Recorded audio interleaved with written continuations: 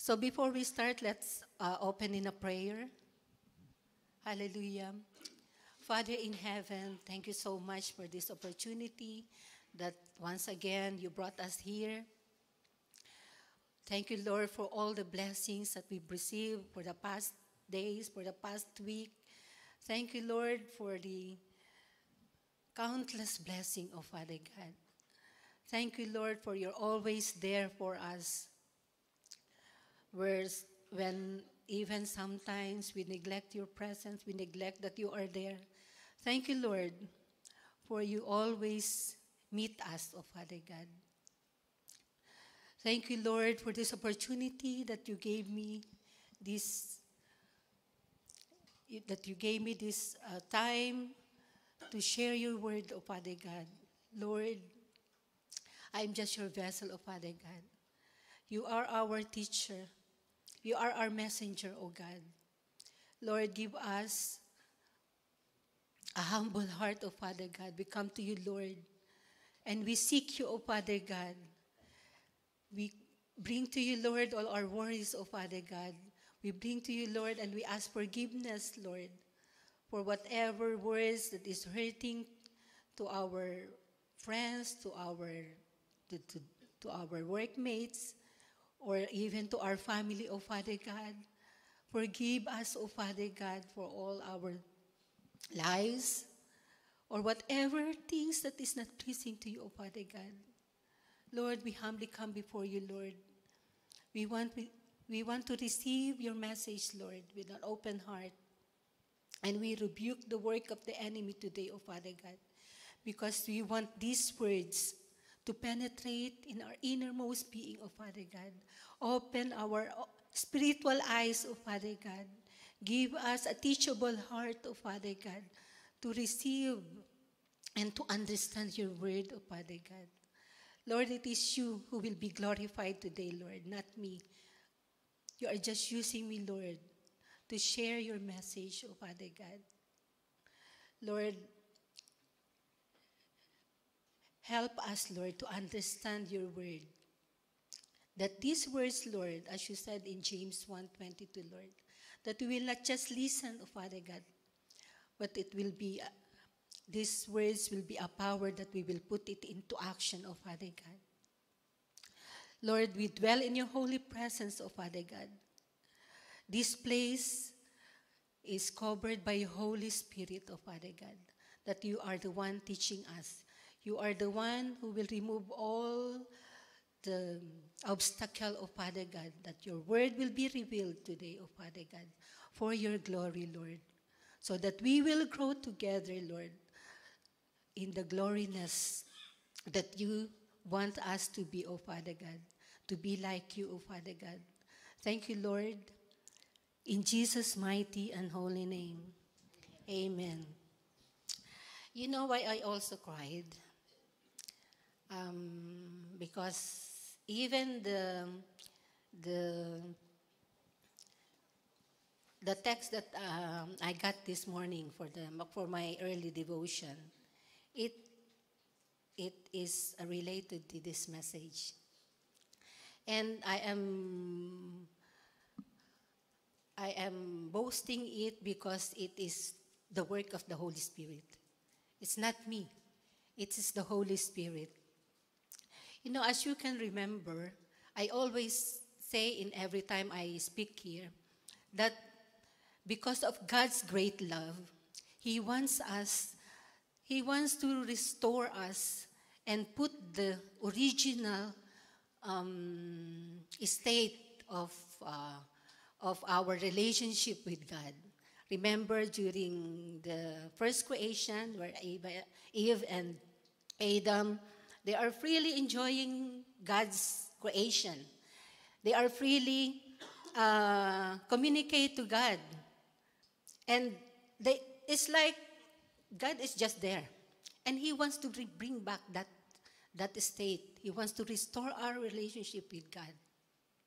And for some reason, because of the lies of the enemy, because of the work of the enemy, and as human, up to this very moment, we're still weak. we are in this process where we need God so that we really be changed, be renewed. It is not our work, it's the work of the Holy Spirit. But unless you yourself go to Him, nothing will happen. It is the call of you to step forward. It's not, it's not a magic. It is something that you have to work on. So the Lord gave me, last time I messaged about 1 Timothy, wherein I just have a preview of my message before. I think it's in April. That I just want to have a background of this because I just want to check what have you done about this. Because every Friday we've been receiving messages, we've been hearing the Word of God, and it's been so long. I know how long you've been a Christian. I'm just curious. What is your position now with the Lord? So in 1 Timothy, I just want to have a brief summary, wherein Timothy is quite, I don't know, for some reason because he's still young. So Paul is mentoring Timothy, and he thought that in 1 Timothy, he emphasized here that, Paul, you have to believe and know the truth, despite that he is young, that he is surrounded by false teachers, which is happening even today. There are a lot of, especially media. You've been opening media, and even me, I'm opening media. And there are a lot of messages or sermons, but if you don't know the truth, you will be persuaded, you will be lost. So it's just this is just a preview. And then even Paul told, train oneself for godliness. Godliness meaning there should be a change in your behavior, godly attitudes. To set your hopes on the living God, not on the material things that you're happy with, your new phone, iPhone, the latest brand, the latest model, something like that. But it's okay to have those things. But what I'm trying to say is to set your hope to the living God. To set oneself as an example to others. As you grow, of course, you're not a baby anymore. You grow and you move to a new self. And you become, as you believe, what you believe in is changing you. In thoughts, in mind, in speech, and even in what comes out from your being. And you progresses in one's faith. So, actually, this is just a preview. So, I just want to check if you are moving forward to what God wants you to be. What's purpose in your life. And because the Lord wants me to, because I am like Timothy, I am also, I am new and as a pastor, but I'm old at age. I am still in the process where the Lord is still molding me to be a better me. Same with you. He wants to be used from small things to a bigger things. We never stayed in one level. And the Lord impressed me to continue on the 2 Timothy, which is, the Lord is impressing me that, come on, angel, fan your belief, your faith in God. Step forward, not just one step, go on. So this message is really, I was really impressed because the Holy Spirit is speaking to me not just for myself, but also for you. And I know that the Lord will speak to you through this message.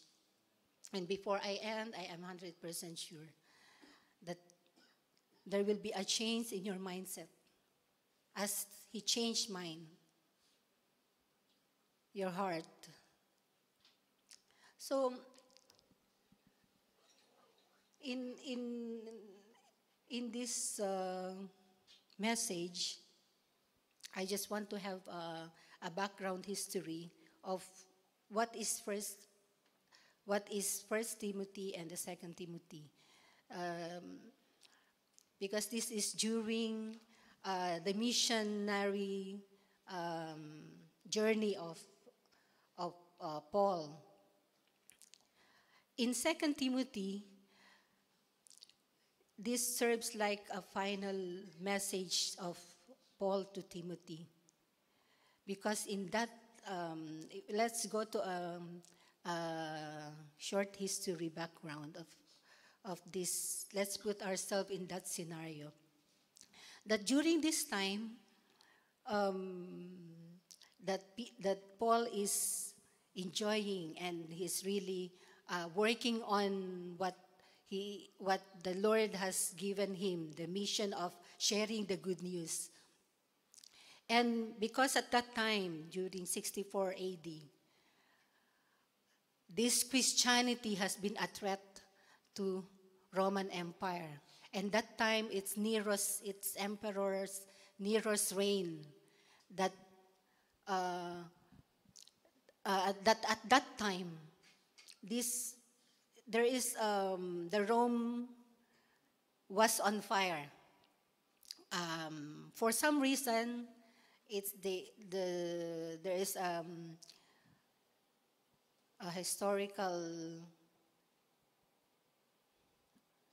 historian and politician, Tacitus. He's saying that some are saying that it is intentional, that great fire in. Let me go to my slide so that I can show you how it goes.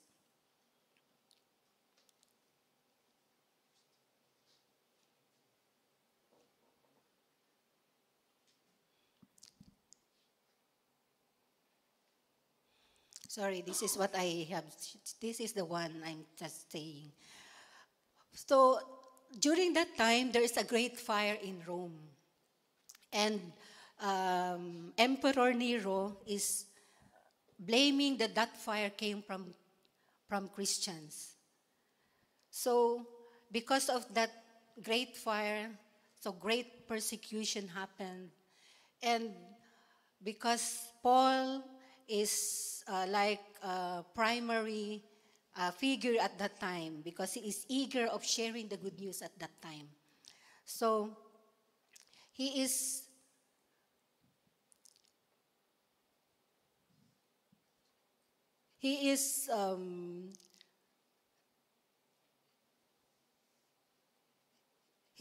that time Nero's persecution is just so severe that what he is doing to the Christian is they are putting them on prison, and one of them is Paul. As you can see, I mentioned here, this is the second imprisonment of Paul, because the first one is in Philippi, where Paul and Silas were in a mission journey, and when they were jailed because of casting out a demon from a slave girl, and where her owners became angry and has them arrested, beaten, and thrown into prison. So this is the first, but as maybe you have heard in the previous messages, sermons, that they were, that reason where it was shaken, that they are able to get out of prison. So they were freed. And this is the second imprisonment, where in this time it is a worse imprisonment, where he will mention here the suffering that he encountered while he is in prison. So just a quick background of this Second Timothy. This speaks um, of the suffering that he is experiencing inside that prison, wherein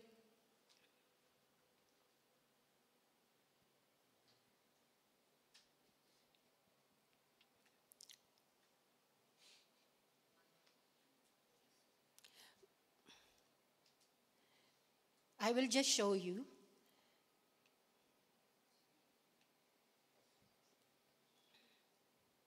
Sorry.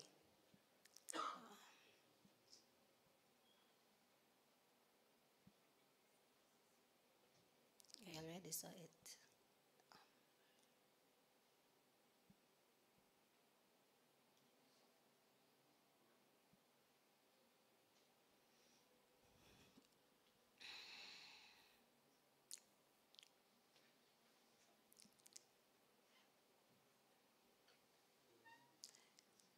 Can you just assist, please, for that photo with the prison?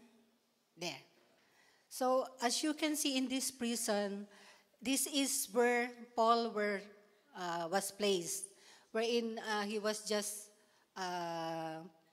there's a hole on the top, and they just brought Paul from up to down, and we call this maritime prison. Maritime prison, which means there's a spring. There's a spring of water that comes out, so the place is damp and it's cold, and they are just bringing the food going down from that hole on the top. So imagine what Paul had experienced that time, wherein in the sense also that he was chained. He is already in this dungeon, dark dungeon, and he was chained over security, right? I think no one can escape from that dungeon because the only entrance is on the top. But he was chained. Just imagine that painful experience of Paul. So I'm just going through on this background because I just want to express how I feel at this current situation. How are we? Where we are free. We are enjoying the luxury of our freedom. We are having this comfortable church with an AC, with we have free lunch. We're enjoying everything. As compared to the situation of our earlier Christians who were persecuted, who suffered so much for the sake of the gospel, that this gospel reached us, that this gospel we are enjoying this gospel, and because of their great love to God, this gospel reached us. But I am really thinking of what will be the next generation. We are here because somebody is really loving us and impressed us how God is good and how God saved us, which is the gospel. The gospel that we first heard, that this gospel is the saving grace of God, that this gospel is the life of Jesus who saved us. That as we sang earlier, the salvation that we are enjoying now, the redemption, the forgiveness. But I just thought of it should not stop with me. It should be shared. It should reach the next generations. So, as we go on, I just want you to stand up as we respect the Word of God. Let's read 2 Timothy 2. I'm just starting, sorry. I just gave a background. So let's read. So in First and Second Timothy 1 to 5, can we read all together? Paul, an apostle of Christ Jesus by the will of God, according to the promise of the life that is in Christ Jesus. To Timothy, my beloved child, grace, mercy, and peace from God, the Father, and Christ Jesus our Lord. Guard the deposit entrusted to you. I thank God whom I serve, as I did my ancestors with a clear conscience. As I remember you constantly in my prayers, night and day. As I remember your tears, I long to see you, that I may be filled with joy. I am reminded of your sincere faith, a faith that dwelt first in your grandmother Lois and your mother Eunice, and now I am sure dwells in you as well.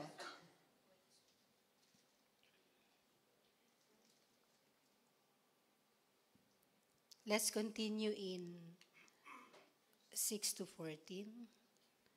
For this reason, I remind you to fan into flame the gift of God which is in you through the laying on my hands. For the Spirit of God gave us does not make us timid, but give us power, love, and self-discipline. So do not be ashamed of the testimony about our Lord or of me, his prisoner. Rather, join with me in suffering for the gospel by the power of God. He has saved us and called us to a holy life, not because of anything we have done, but because of his own purpose and grace. This grace was given us in Christ Jesus before the beginning of time. 10. But it has now been revealed through the appearing of our Savior, Jesus Christ, who has destroyed death and has brought life and immortality to light through the gospel.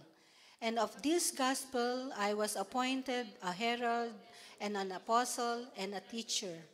That is why I am suffering as I am. Yet this is no cause for shame, because I know whom I have believed, and I am convinced that he is able to guard what I have entrusted to him until the day.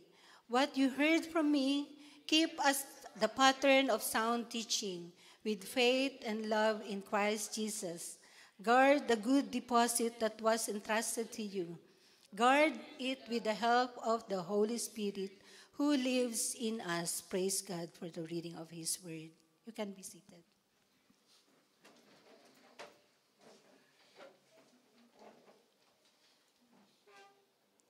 For these verses, I had split it into two sections actually. The first is the first verses 1 to 5. I count them as Paul's greetings and blessing to Timothy. It was in all his letters, he always mentioned grace and peace be with you. Grace and peace be with you. Paul is always introducing himself as being called by God according to his purpose, according to the promise of life that is in Christ. You know, if, as I've said, that he was placed in prison, in that dungeon, and he knew that this is his last days or months, or that is his, what do you think will be your parting word if you are about to die? So in this is the farewell letter of of Paul to Timothy. So his heart is there. He is telling Timothy that I am Paul. I am being called for this. He is encouraging Timothy that what he is, he wants Timothy to be like that. But this is the work with the work of the Holy Spirit. And he is saying that this is the will of God to the promise of life. This is the first time he mentioned that because he knew he's going to die.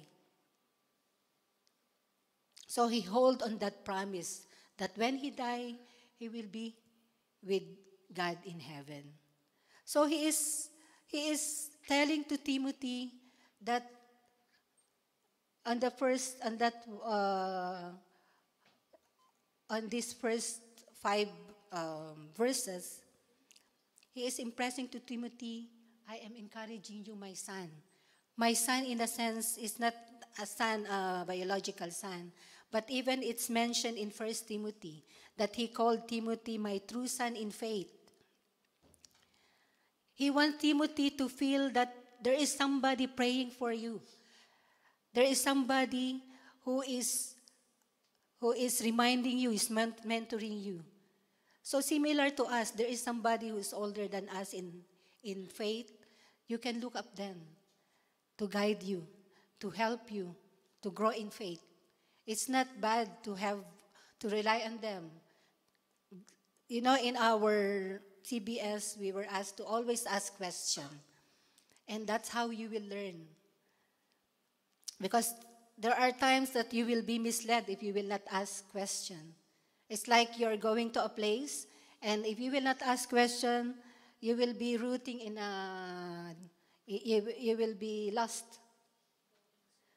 So, similar to, like Paul is telling to Timothy, mentoring Timothy, because Paul knew that because Timothy is surrounded by false teachers, and he wants Timothy to properly manage the church because he is a young pastor. Paul is trying to ignite again that eagerness to grow and to stand firm on his faith despite of his situation. That's why he's giving his blessing and saying, grace and mercy and peace be with you. As is mentioned in verse 2. And to guard the deposit of what Paul had taught him. Because during, Timothy is 15 years old when he first received Christ as his Lord and Savior. And we all knew that Timothy was raised by a godly mother, Eunice, and a godly grandmother, Lois. So Paul is just reminding Timothy what you have received from the Lord, what godly influence you had from your mother and grandmother, from what I have taught you. Guard it. Keep it. Don't neglect it. And he even is telling to Timothy that he wants to comfort Timothy in the sense that I want to see you. I am remembering the tears on your eyes and I'm longing to see you again. To just, if you are, because this is a parting words, his last letter to Timothy. So he wants to show Timothy how much concern he has for Timothy. That, come on, stand up to your faith. Don't guard it. Don't ignore or don't. It's like what he's saying is fan it to flame. Like what we sang earlier, burn the fire. Those words that I have, that I heard from the music, it's like a confirmation of this message. This message is not only for me, for you. So I also want, because Paul is commending mother and grandmother, I also want to emphasize this. Who among you are thankful that somebody is praying for you, that your mother, your grandmother prayed for you? Who among you have those godly mothers? And who among you? Can I see the hands? I am also one of them. And in the other way, don't you, I'm sure you have also kids that you are also praying. So God is a great God that He wants to remind us this godly heritage, that what was what this godly influence was given to Timothy, same as it reached to us. And I'm telling you, if you are praying for your kids, don't stop. Something will happen. The God, our living God, our gracious Father, will do something to what we are praying for. And this will not stop here. The work of the Holy Spirit will move to the next generation, because we will step forward as we have received from um, what influence Lois and Eunice had given to Timothy. So let's be a godly influence to others and to our kids, so that our kids will also do the same.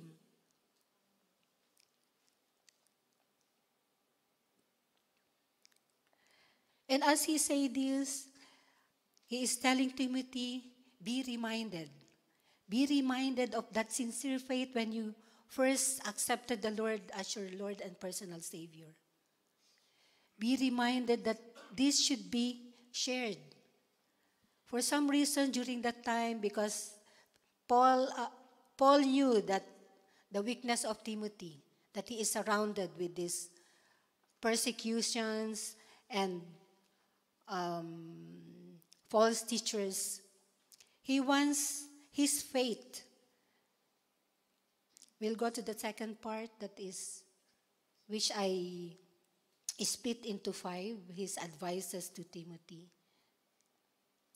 The first one is to fan into flame the gift of God. In the first part, he's telling, you have that sincere faith. I want to see that again. I want you to fan into flame that gift of God, that gift of grace.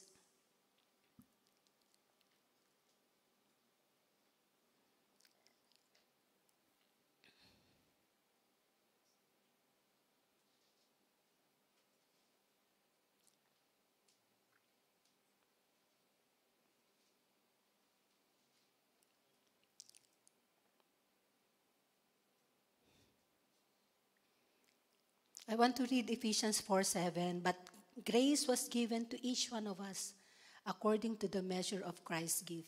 When we accepted the Lord as our Lord and personal Savior, we received that grace, that saving grace. But this saving grace comes from the gospel. What is that gospel? That when Jesus died for you and me, He saved us. He redeemed us. He paid for that cause of death that we should be having. He forgave our sins. It's only Jesus. It's only the life of Jesus. He is the only way, the truth, and the life. No one comes to the Father except through Jesus. As I was reminded this morning when I had that devotion, I am really so blessed that this is really the message of the Lord for me and for you.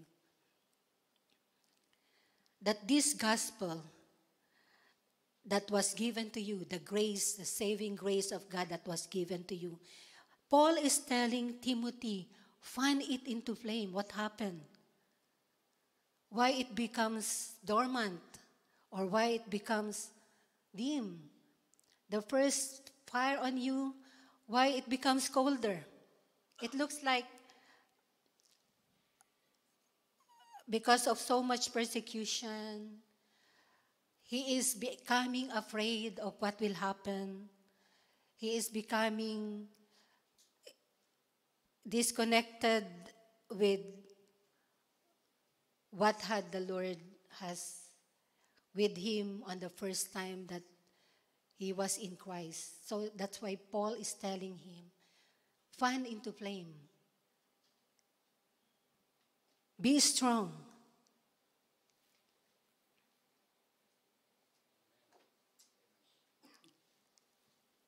Or some may say that in our own application, some may say this gift, actually this is not just the gift of grace, the saving grace, but it's the gift of the Holy Spirit.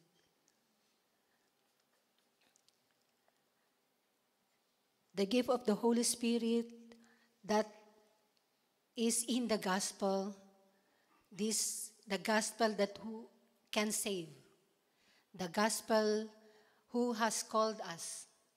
It is not us, it's not me. It is the gospel who called you. It is the saving grace who called you to minister also to others. It is the gospel who will inspire us to share what we have received. So Paul is telling, fan that into flame. Go back to your original state where you have first met Jesus Christ. If some may have said that you have lost your gift, this is a reminder.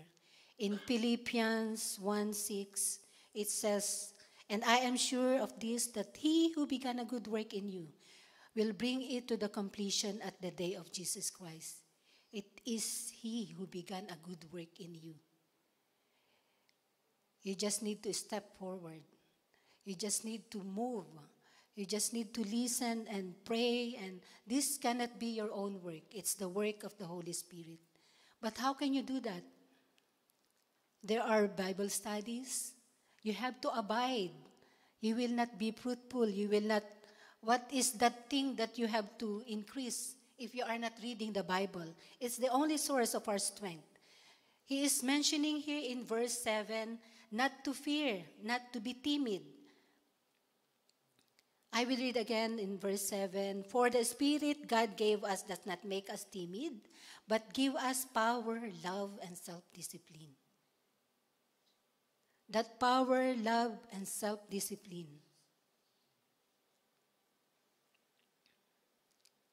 In Ephesians 1:18-20, I just want to read it.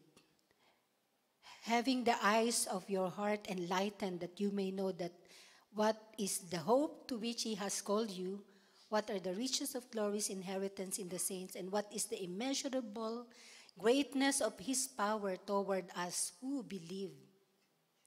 According to the working of his great might, that he worked in Christ when he raised him from the dead and seated at his right hand in the heavenly places. When we first accepted the Lord Jesus as our Lord and personal Savior, the Holy Spirit is in us. The power of the Holy Spirit is working in us. It is not us. We cannot do it alone if it's us only.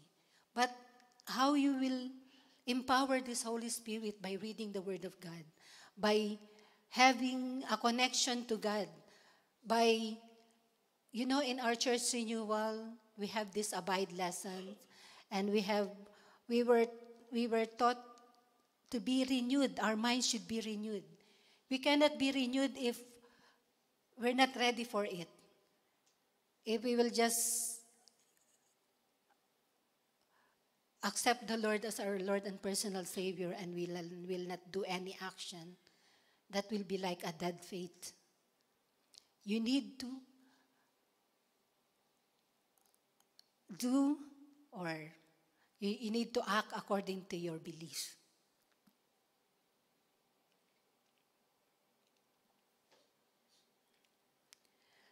So it's instead of timidity and fear, this is not faith. This is not from God.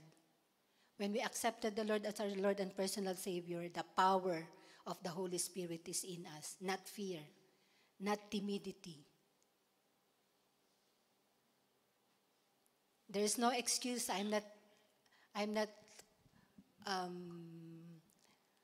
saying that you are not doing something, but it's a call that this power should move in you, that you have to claim, that you have to rebuke yourself, that this timidity and fear is not, it doesn't come from God. It comes from the work of the Holy Spirit, the saving power that is in you, that was given to you when you accepted the Lord as your personal Savior. It's together with that, it's a whole package. We call it dunamis in Greek, the power, the strength. There is a force of the power of the Holy Spirit that is in you.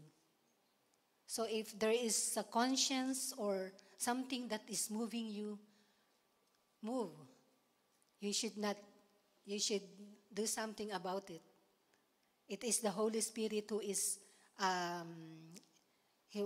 impressing you to do something.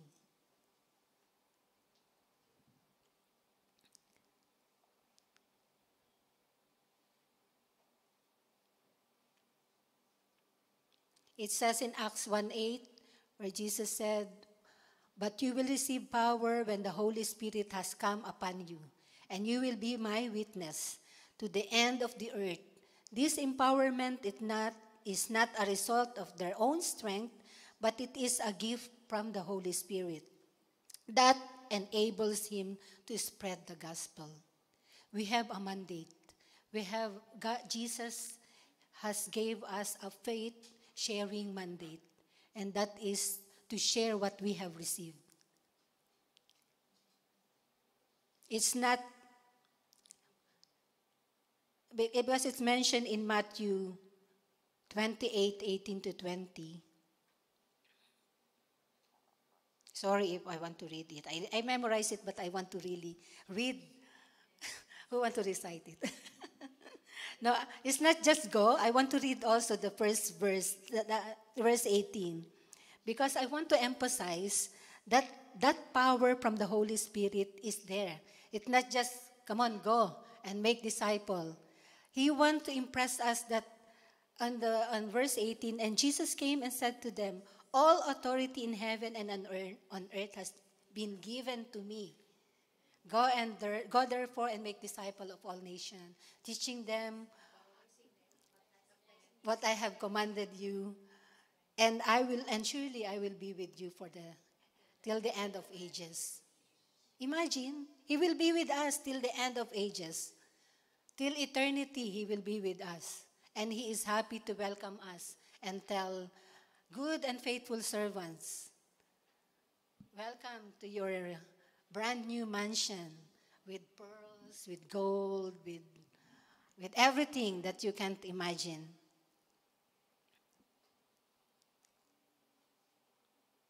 So I just want to emphasize here what the Lord had impressed me, that it's not our work.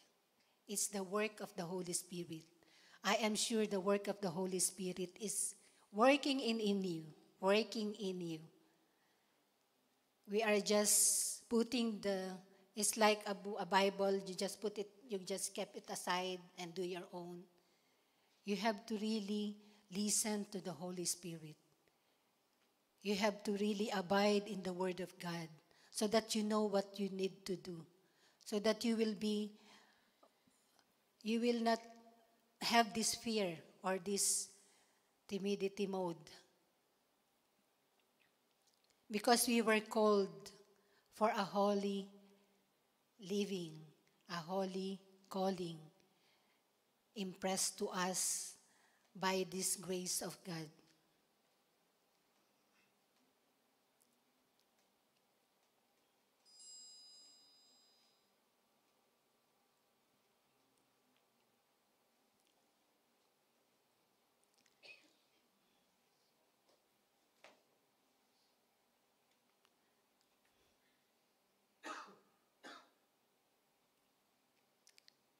So Paul is also telling Timothy, so in verse 8, "Do not be ashamed to testify. Do not be ashamed to testify about the Lord. He mentioned it 4 times in Timothy. In chapter 1, 1 Timothy chapter 1, 8. No, in 2 Timothy chapter 1, 8, 12, 16, and chapter 2, 15. You can put a record if you want. And why Paul is telling Timothy not to be ashamed? Because of the scenario that he is surrounded by these persecutions and these people putting him down, these elders who were impressing, who is having this, who is like pushing the work of the ministry before, this false teaching. So Paul is telling, do not be ashamed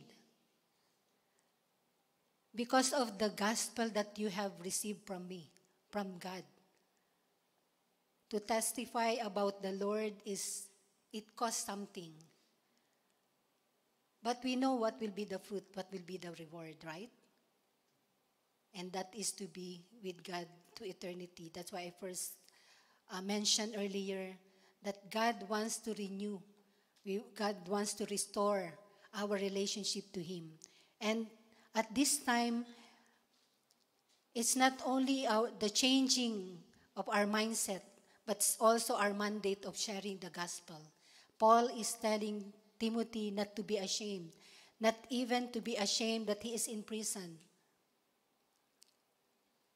Because what Paul is trying to impart to Timothy is what he is experiencing is a testimony of what God is doing in his life. That even though he is suffering, even though he is in this middle of great persecutions that Nero is bestowing to all Christians during that time, he is saying that at the end of it, we will have this eternal life with Him.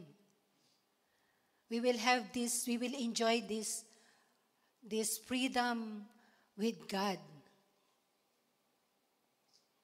If you will have this mindset that God is with you, whatever persecutions, whatever situations you are facing, you will always feel the power of the Holy Spirit that is guiding you. That instead of feeling depressed, you will just put your full reliance to God, that He will do something about this situation.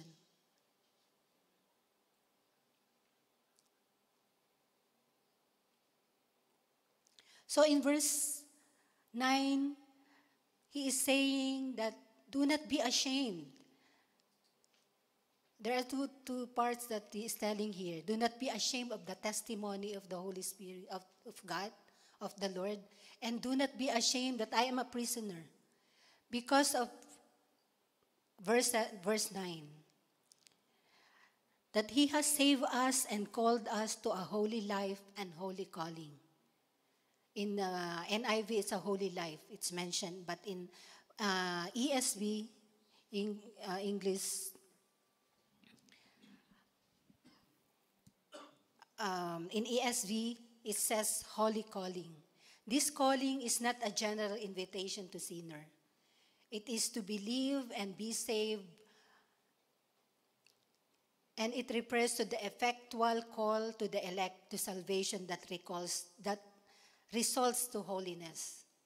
When we were called, when we were saved, the Holy Spirit in us, Christ died to our sins. And when He rose again, we have this new life with Him. This new life means a new life with Jesus. The old has gone, and a new life should be reflecting in your life, because the sins were already forgiven, so you should not be going back to that old sins. That's what it meant. We have to live in holiness. When I want to share these 3 points. The imputed holiness which is justification, when we accepted the Lord Jesus as our Lord and personal Savior. This is a free gift. It's a credit of righteousness to us. It is through our faith to Jesus Christ. Because we believe in Jesus Christ, we became righteous. We became righteous, not just in words. We completely are new. The old has gone, a new life is in you, a new life with Jesus. But what happened? For some reason, we're still going back to that old state. We are being reminded now, at this very moment, that we should live a new life with Jesus. The sins that we had given to Jesus when we had repented, when we first accepted the Lord Jesus as our Lord and personal Savior, we received Him. There is a new Jesus in us. We became righteous in front of God. But because we cannot do it alone, we cannot work on our own to be holy, to be like Jesus. That's why we have this second. Then imparted holiness, which is sanctification. Sanctification means this is a process of becoming holy and morally pure through the power of the Holy Spirit. A transformation should start. This is not just an information. There should be a transformation. But how can we be transformed if we will not do anything?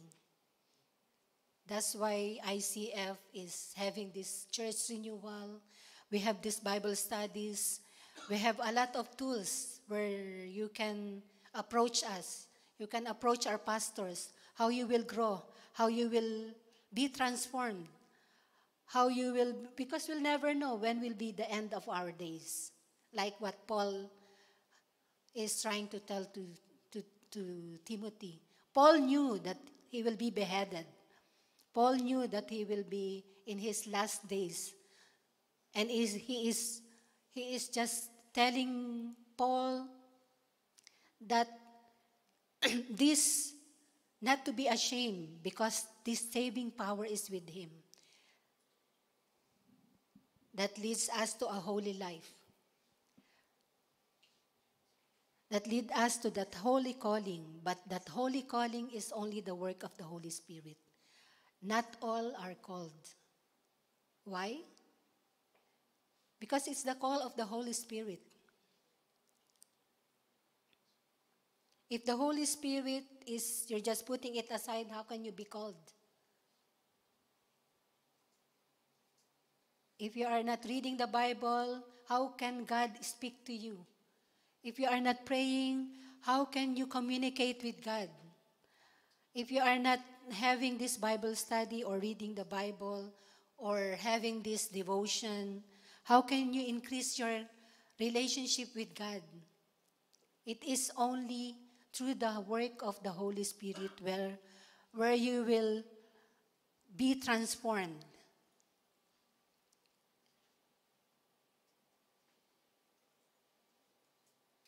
We have been reminded, the church renewal. I don't know how many of you have had attended the Set Free Retreat. This is part of it. We have to be renewed. We have to come back all the time. We know every day. Because we are human, we always sin. We always fall short to the glory of God. But we have a God who is a forgiving God. He just needs us to just come back to Him, repent, and continue our walk in faith. I also suggest to have this prayer triad.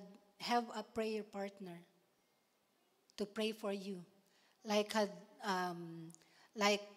if you have, if Paul is mentoring Timothy, get somebody to mentor you. and also do the journaling. As the Holy Spirit speak to you, write it down because sometimes we are forgetful. We ought to all hear today and forget tomorrow, unless you practice it.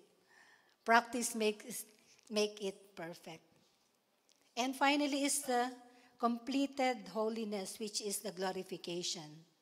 This is fully separated from sin and morally pure, living a life that reflects God's own perfection.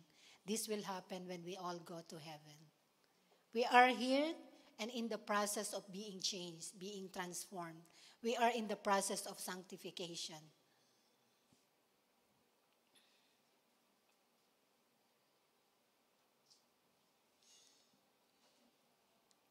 Can you tell to your seatmate, Brad, bro, where are you now?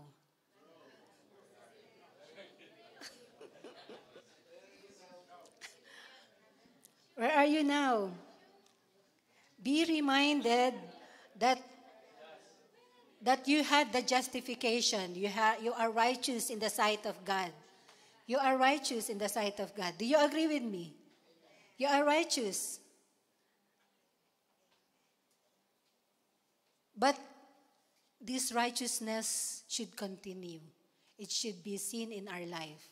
It should be reflecting.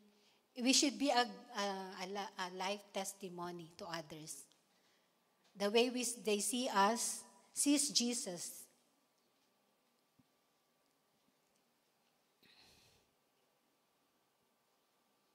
Are you hungry?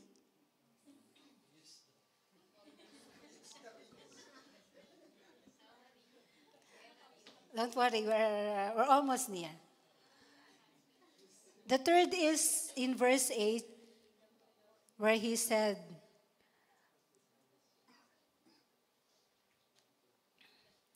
he mentioned that do not be ashamed, but rather join with me in suffering for the gospel by the power of God. Paul is telling Timothy that despite of this suffering and these persecutions, join me, because we can overcome this by the power of the Holy Spirit. It is the power of God, the saving power of God, that will enable us to face trials at this current situation where you are in now. As if you will compare the persecutions before and now, I don't see any persecutions now. We are blessed that we have this ECAC building. The government had granted us this big lot, and we had started already the building of ECAC Church, where we are part of it, out of 127 churches. Pastor, right? So we are blessed that there is no persecutions here. We are enjoying the freedom. But what should be our initial action out of this as we compare it to the time of Paul and Timothy, wherein there is really this severe persecutions, wherein it's not just being imprisoned, there are a lot of sufferings.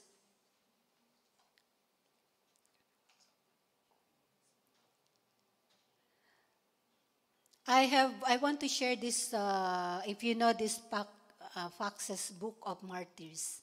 If you will read that book, I actually read part of it. I'm really deep, I'm really salute those people who had suffered for the sake of Christ. And it's just a turning point for us that let's look at to them how they suffered because of the word of God. The sharing power, the grace power of God that is in us should not stop in us, should be shared. Let's enjoy this freedom. It's not your work, it's the work of the Holy Spirit, but you have to act according to what He is telling you.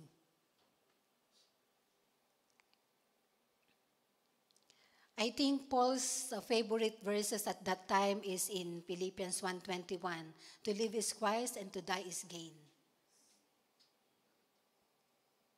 Their necessity is to prioritize Jesus above all else. That is their mindset.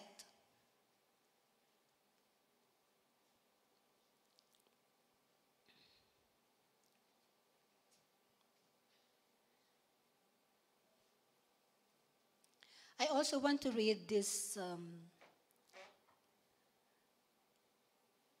To join me in suffering is, I have heard it in CBS, about denying himself, about loving us, but we will not be his disciple if we will not deny ourselves.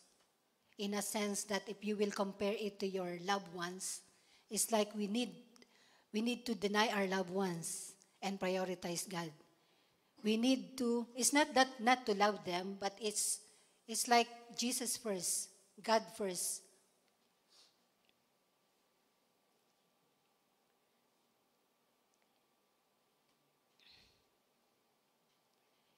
In Matthew 16:24 to 26, then Jesus told to his disciple, if anyone would come after me, let him deny himself and take up his cross and follow me. For whoever would save his life will lose it, but whoever loses his life for my sake will find it. For what will it profit a man if he gains the whole world and forfeits his soul? So what shall a man give in return for his soul? So it's just, Paul is saying here to join me in suffering, because what he is telling is you just need to prioritize God. You just need to deny yourself. You just need to entrust your life to God. And even though there will be hardship at this time, it is God who will empower you.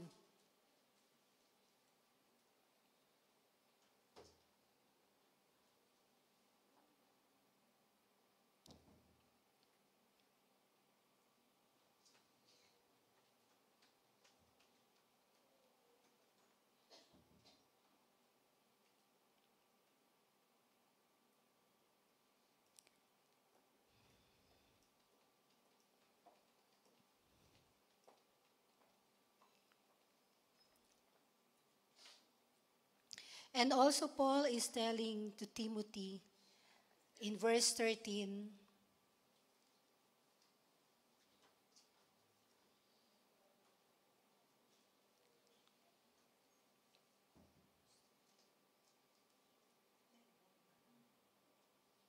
he mentioned here, what you heard from me, keep as the pattern of sound teaching, with faith and love in Christ Jesus. What is this sound teaching? This sound teaching is the saving grace, the saving gospel that you have received from God.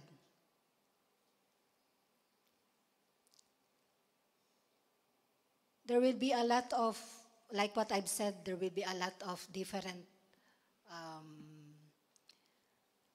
translation of the Bible or different teaching that you will see in media. But Paul is saying, keep the pattern of sound teaching with faith and love, the one that you heard from me, meaning from Jesus Christ. If you will be reading the Bible, this is the saving grace from God, not from any book, but only from the Bible, from the gospel of Christ.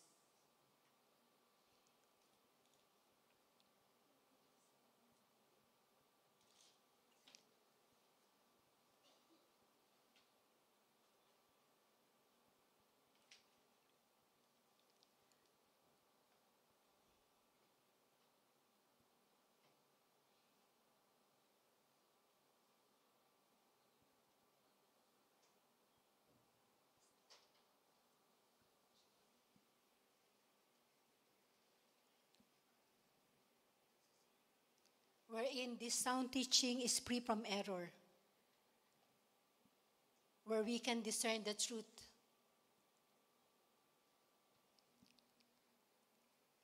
Timothy is, because he is surrounded by Paul's teachers, Paul is telling Timothy to come back to what Paul has taught him,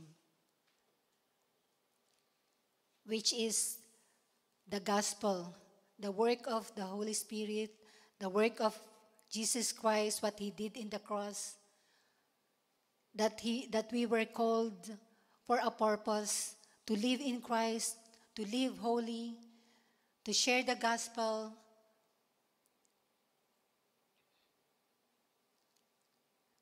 Not to neglect this grace, the gift of grace, which is the saving power. Not to neglect this gift of the Holy Spirit, which some of you were called to be a teacher, to be an apostle. It's mentioned in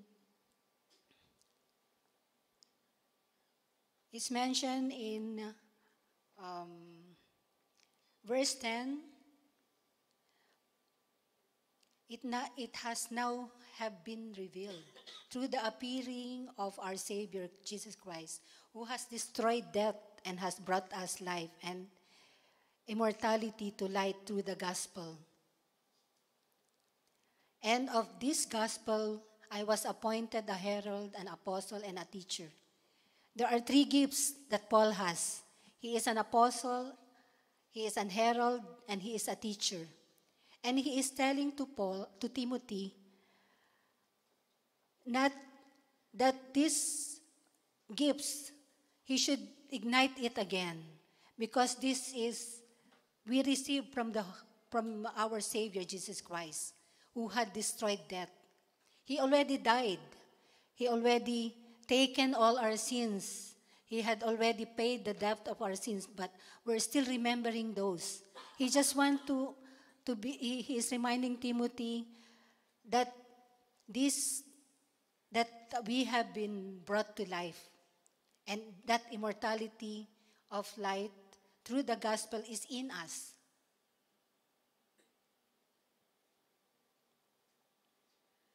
When Jesus died on the cross, everything has conquered. It's the same thing that we also overcome everything. So if we will believe in Jesus, that this work of the Holy Spirit is working in us, we will be working according to what is this grace, this saving grace is telling us.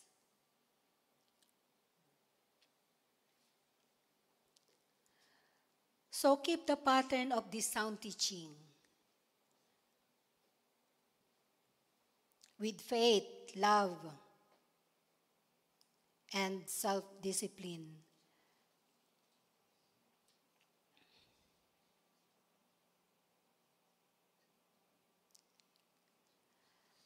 I want to also emphasize this self-discipline. This is a good conscience that reminds us to continue to live holy, a self-discipline which helps us to live in a life wherein there's a good conscience telling us this is bad, this is good. Follow only what is the leading of the Holy Spirit, your good conscience.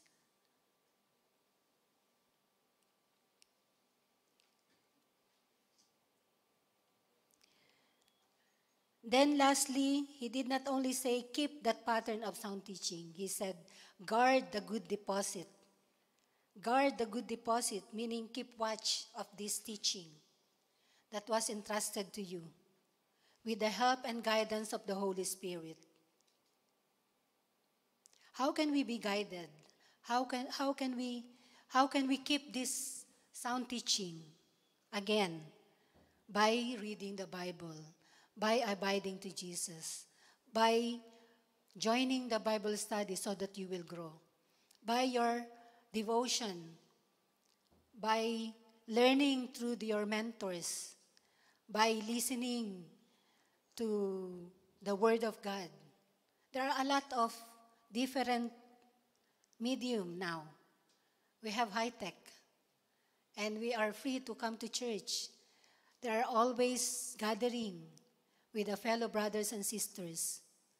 Let's put our priority to Jesus so that you and me will grow together. We can guard, we can keep this sound teaching, we can guard what this saving power is in us. So that we will not be stagnant, we will not be dormant. So that this saving power, this gift that is in us, it will grow and we will become fruitful. In John 15, it says, abide, you should remain in me so that you will be fruitful. If you will not be attached to the vine, what will happen to you? You will dry. And it's also said in John 15 that these dried leaves, this will be thrown to fire. So guard this good deposit of this grace, saving grace, this gift of grace, and this gift of the Holy Spirit with you. Keep watch what was entrusted to you. Keep watch of this salvation that you have received from Jesus Christ. Get the help and the guidance of the Holy Spirit. I know we cannot do it. We can't. Even standing here, I cannot do it. I always tell to myself before, how can I stand this? I'm forgetful. I really have to look into my notes. Though I'm reading a lot of things and I have a bank book. It's like a bank book full of information and everything. But unless you step forward and have this power to overcome the fear and timidity, I cannot do it alone. It's the power of the Holy Spirit. And what I have taught, what I have said, it's just an information maybe for you. But it's the Holy Spirit who will transform you. It's the work of the Holy Spirit who will work in you. I cannot do it to transform you. It's the work of the Holy Spirit. It is the saving grace. It's the gospel who will change you. It is the gospel who will call you. It is the gospel who will transform you into a new, what God wants you to be. As a pastor, as an apostle, as a preacher, a teacher. You know that ICF needs workers. ICF needs ministry workers. And we have a lot of things to do in this church. We have youth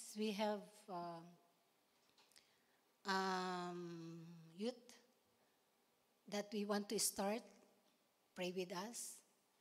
And if you want, and if you are called to join in this, to ministry the youth and the kids, don't hesitate to come. The kids are a heritage from God. Whatever we have received from like what I've said, the godly heritage, let us be a godly heritage to the next generation. These kids need us. These kids need to hear the word, the saving grace of God. They need to grow as well as we do. It's not just the work of the pastors and whoever. It's the work of all of us. We were being called in unity to work as a church because each member of the body has its own function. And I'm just telling this because we want to continue this godly heritage. It's not just a prayer, but we want to put this into action as the Spirit leads. So I extend the time. I'm in the conclusion. What do you think will be, what can you get from this passage, from this message?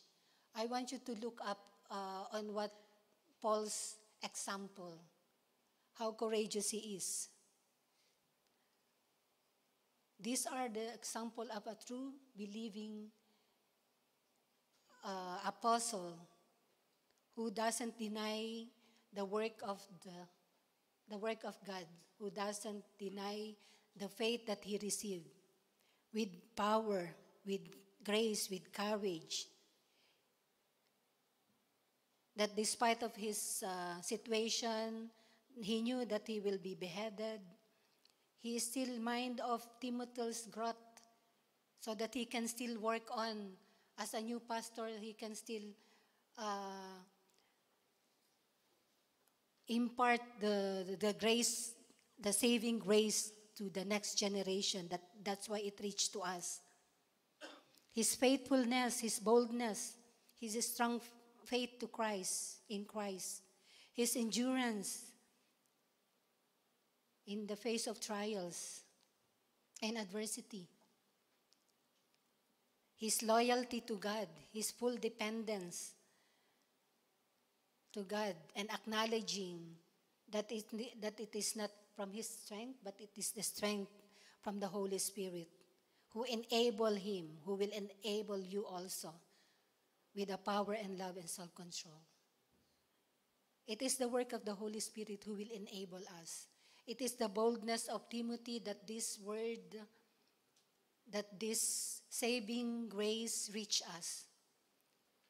That the godly heritage that was first started from Abraham, Isaac, David, it reached us. Let us be a godly heritage to the next generation. Let us do our calling. Don't let the Holy Spirit grieve because you are just sitting, listening, and just hearing, and it goes to the other side. God has a purpose in you. I know God is speaking to you.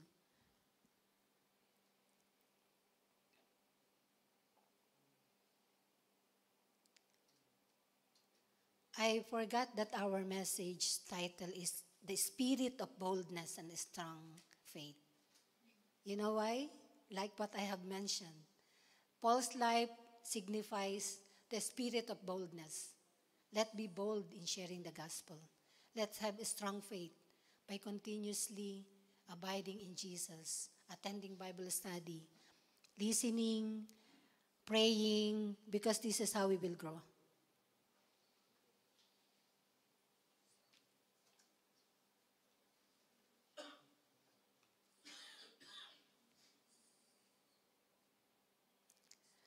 And always be on guard by the Holy Spirit. I want to have this song to be sung by our music team because I just want us to be reminded of always coming back to Jesus. We know some of us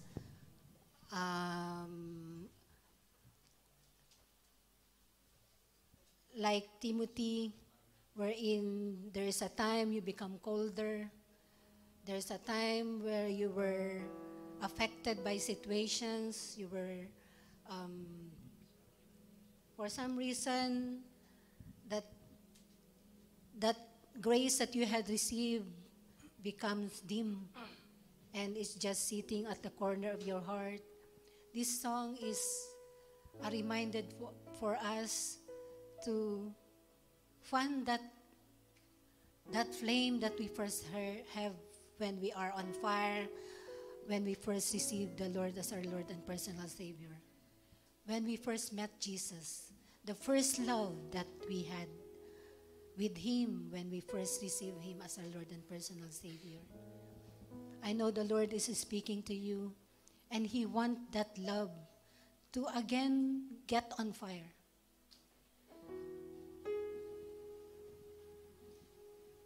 Can I call Brother June? He's here, sorry. You can also sing with us.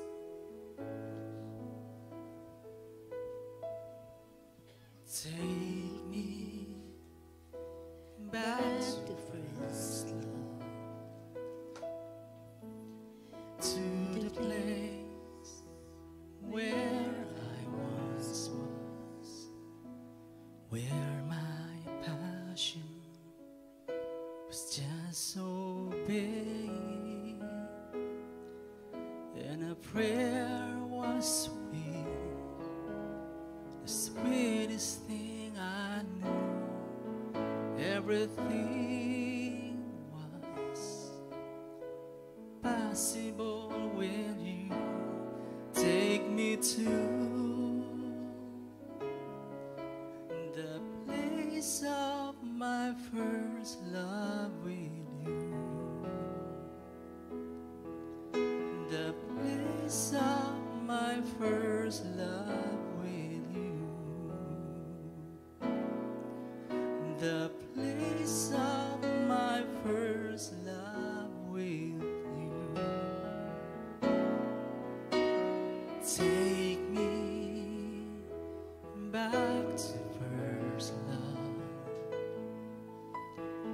to the place where I once was.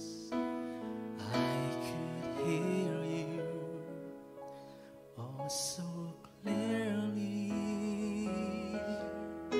and holiness was all I desired, wanting nothing less than being like Jesus. My cry is take me to first love with you, the place of my first love with you, the place of my first love with you. Take me back to first love, to the place where I once was, where my passion was just so big, and a prayer was sweet, the sweetest thing I knew. Everything was possible when you take me to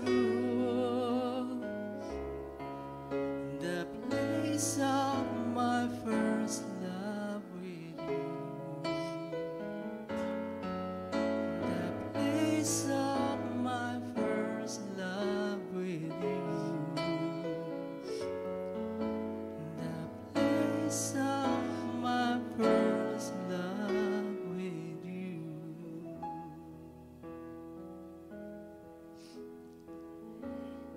Father in heaven, Lord, we come to you, Father God. I don't know the situation of my brothers and sisters, but Lord, it is your word who will speak to us, oh Father God. We just need you, oh Father God, that this first love ignite again to our hearts, oh Father God.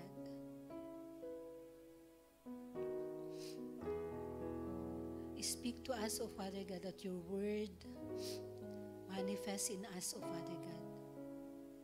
That your leading be empowered by the Holy Spirit, O Father God, so that we move, we act according to your word, O Father God.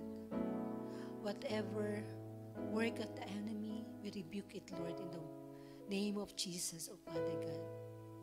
Lord, we acknowledge now that we are victorious because you died for me. You died for us, O Father God. You overcome the works of the enemy. Your authority is in us, O Father God.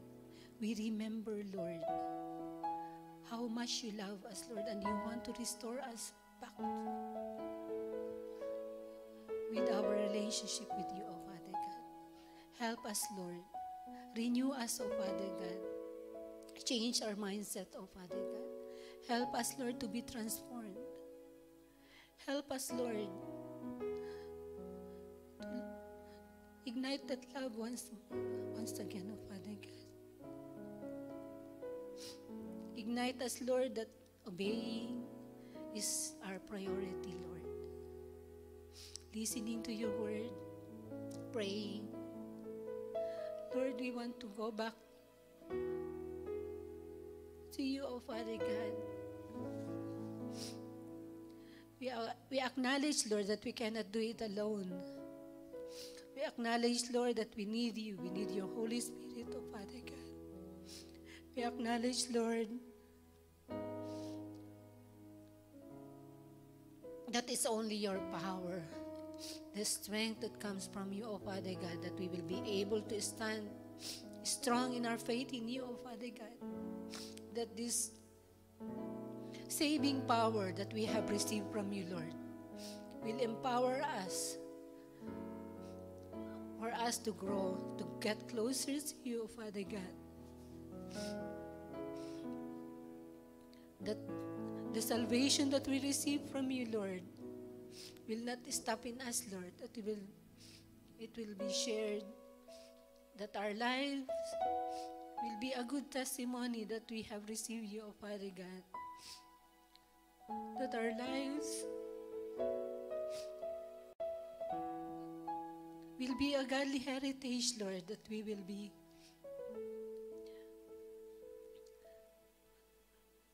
a good testimony, that we will impart a good influence, O Lord, to others, O Father God, especially to our office mates, to our neighbors, to our colleagues, to the people whom we are facing every day. Lord, we acknowledge that our need of you, O Father God, so that we can do the mandate that you have given us, Lord, when we accepted you as our Lord and personal Savior, Lord. The love, the grace that we have received from you, Lord.